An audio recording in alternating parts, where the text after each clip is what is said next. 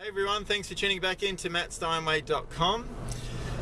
Today we're talking about fees.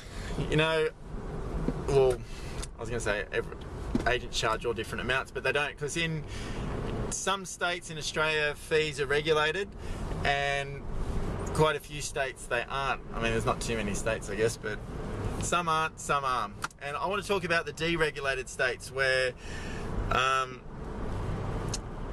that agents can charge whatever they like and within reason. And how do you know what's the right fee for an agent? Is it how do you work that out? And I'm going to share with you probably a couple of tips on how to assess what an agent's worth and what you should pay. Most areas, the sun's quite bright, most areas will have like a parameter which most good agents will charge. So they'll charge, or let's just call it 3%. And most agents will err on either side of that. So some might be a touch dearer, some might be a touch cheaper. Like the actual amount, I've just pulled a figure out of the air, but the actual amount can change, like the normal parameter can change from between Sydney and Newcastle, or Sydney and Melbourne, or whatever it may be. But let's say the average is 3% in an area, and you know, you speak to a few agents and they're around that. Some are 2.75 and some are 3.3 or whatever it may be.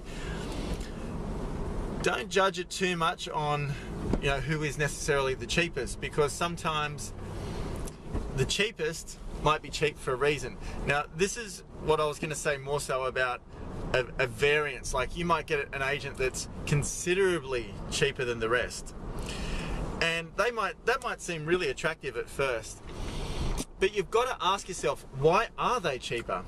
Why are they that much cheaper? There's a reason for it. The old saying is, you get what you pay for, and that's pretty much right. So you do get what you pay for, and especially, well, not especially, and same goes with agents. So an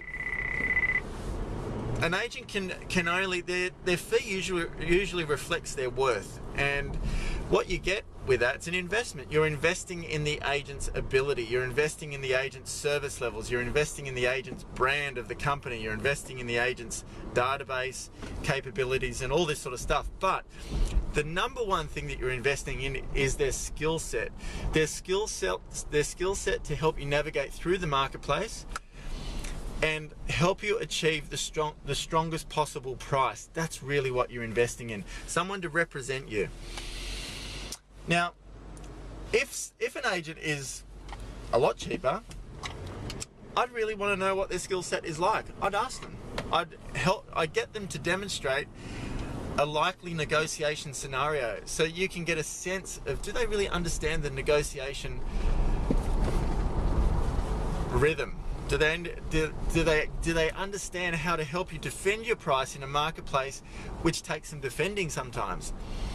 That's what I would be asking. So if an agent is a little bit more expensive, I wouldn't be disregarding them either. I'd really ask myself, why? Why are they more expensive? Are they particularly good at this?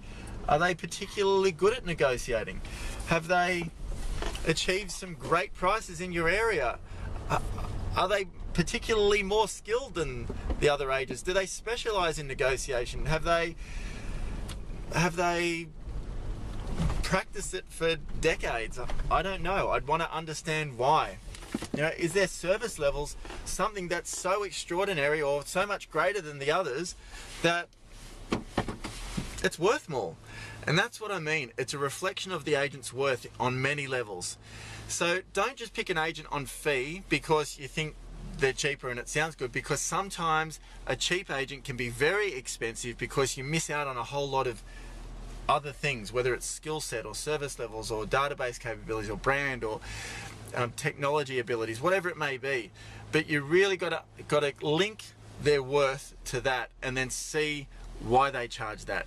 So more base it on not just the fee that they give you, because sometimes agents can try and entice you by lowering their fee, and that might sound good in the beginning, but if they're not that great at helping you defend your price, they can be very expensive because you won't achieve, or you won't give yourself the opportunity of achieving the optimum price for your home.